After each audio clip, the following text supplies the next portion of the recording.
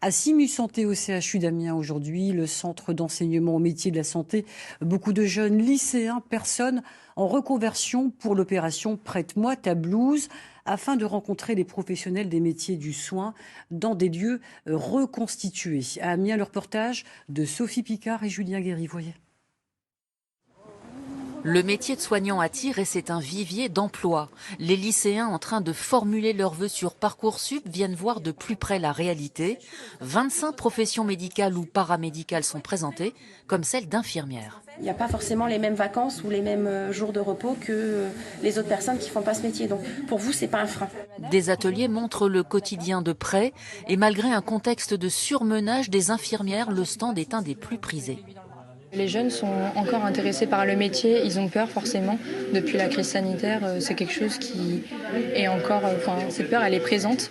Mais malgré tout, les gens sont vraiment intéressés et c'est ça qui fait plaisir. Moi, j'aimerais bien être infirmier dans l'aide urgente.